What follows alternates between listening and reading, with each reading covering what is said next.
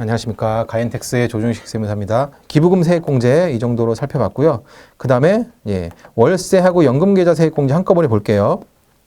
월세 세액공제는 근로소득자로서 과세기간 종료일 현재, 연말 현재 무주택인 세대주여야 되고 연봉이 7천만 원 이하인, 총급여액 7천만 원 이하인 자한테 혜택을 줍니다.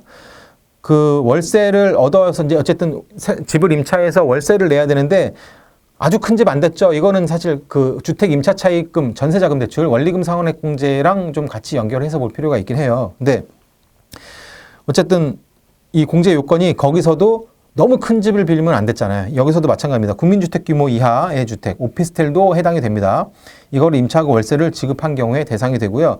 그 다음에 집을 빌렸으면 임차를 했으면 거기에 살아야 돼요. 거기에 상해에 살고 주민등록도 거기로 해놔라 라고 하는 겁니다. 그래서 임대차 계약서상 주소지와 주민등록상 주소지가 동일해야 된다 라는 요건이 있고요. 사실 이런 제도를 만든 이유는 뭐 사실 뭐 있는데 시간상 이 부분은 뭐 생략하고 넘어갑니다. 그 다음에 그 근로자 또는 근로자의 기본공제 대상자가 임대차 계약을 반드시 체결해야 된다 이런 요건들이 있으니까 내가 월세로 집을 살고 그리고 이 세액공제를 받겠다라고 한다면 이런 요건들을 반드시 우리가 계약할 때부터 좀 챙겨야 될 것 같다라는 말씀 드리고요.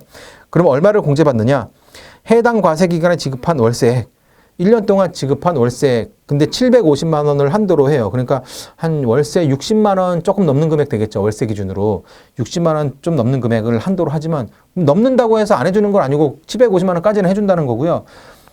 그 금액에 연봉 총급액 5,500만 원 이하인 경우에는 12% 해주고요. 총급액 5천만 원 넘는 경우 그리고 당연히 조건 자체가 7천만 원 이하니까 5,500에서 7천만 원 사이인 사람은 10% 세액공제를 해줍니다. 그러니까 만약에 한 6천만 원, 5,500 넘었어도 내가 월세로 한 달에 뭐 60만 원씩 낸다. 그러면 50만 원씩 낸다. 그러면 600만 원이죠. 한도 750만 안 넘었죠. 그거에 10% 60만 원. 그러니까 거의 한 달치 월세 이상이에요. 10%니까. 그죠? 이상을 국가에서 보전해준다라고 보시면 될 것 같아요. 해당되시는 분들은 뭐 꼭 챙겨서 혜택 보실 수 있도록 하면 좋을 것 같고요. 그 다음에 연금계좌 세액공제. 연금계좌는 우리가 이제 금융상품, 금융회사를 통해서 별도로 이제 우리가 노후 대비를 위해서 연금 상품에 가입하는 경우에 연금계좌 세액공제를 받을 수가 있는데, 뭐 종합소득이 있는 거주자가, 그러니까 이거는 종합소득이라고 표현되어 있는 거는 근로자뿐 아니라 사업자들도 받을 수 있기 때문에 그렇게 표현이 되어 있고요. 공제 대상 제외 금액이라고 되어 있는데 이거는 퇴직소득세가 원천 징수되지 않은 이연퇴직소득이라는, 이거 뭐냐면 퇴직금으로 원래 묵혀졌던 거를 그 사람이 퇴직할 때 퇴직연금계좌에 넣어주는 경우가 있어요. 그건 어쨌든 연금계좌에 불입한 거긴 하지만 그거는 내가 납입하거나 실제로 순수하게 연금 납입한 게 아니라 퇴직금 쌓아놓은 거를 나중에 과세이연하기 위해서 연금계좌에 넣은 거기 때문에 그거는 대상이 아니다라는 얘기고요. 그 다음에 계좌 간 계약 이전으로 이제 새로운 계좌에 들어오는 것도 당연히 뭐 아니겠죠. 새로 납입한 게 아니니까. 공제 대상 한도가 중요합니다. 한도. 일단 납입액이 당연히 공제 대상이 되는데 400만 원을 한도로 해요. 400만 원. 그러니까 한 달에 그래서 보통 뭐 33만 3천 원, 34만 원, 33만 원 뭐 이렇게 가입을 많이 하거든요. 1년 기준으로 하면 400만 원이 한도니까.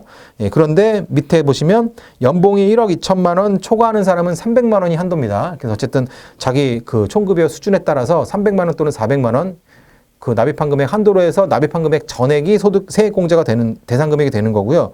그런데 이제 거기에 추가로 퇴직연금, 우리가 일반적인 개인연금 저축, 그러니까 연금 계좌가 있고요. 퇴직연금 계좌가 따로 있어요. 원래 퇴직연금은 회사에서 불입을 해주거든요. 당연히 그렇겠죠. 퇴직금 대신 퇴직연금 계좌에다가 넣어주는데 거기에다가 내가 추가로 넣을 수도 있어요.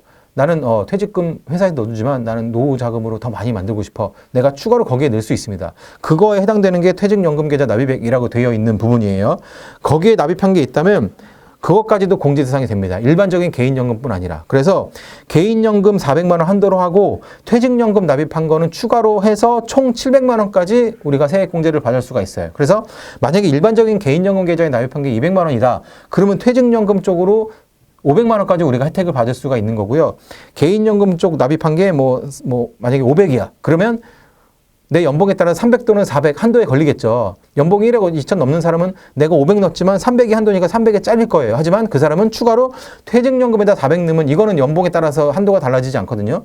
그럼 합해서 700까지 받을 수 있다라고 하는 겁니다. 그래서 어쨌든 세액공제 대상 금액이 나오면 그거에 12%를 세액공제 해준다.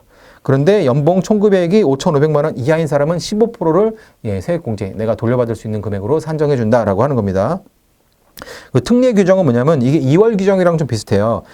올해 세액공제 내가 납입은 했지만 뭐 이런저런 뭐 소득이 작았다거나 어쨌든 이런저런 이유로 세액공제를 받지 않았는데 내년으로 넘어갔어요. 그런데 오히려 내년에는 너무 조금 납입했다. 그런 경우에는 그래서 한도가 남는다. 그런 경우에는 작년에 납입했음에도 세액공제 안 받은 금액을 가져와서 받을 수 있다라고 하는 겁니다. 예, 그게 이제 그 특례 규정으로 나와 있는 내용이에요. 읽어보시면 여러분들 뭐 이해하실 수 있을 겁니다.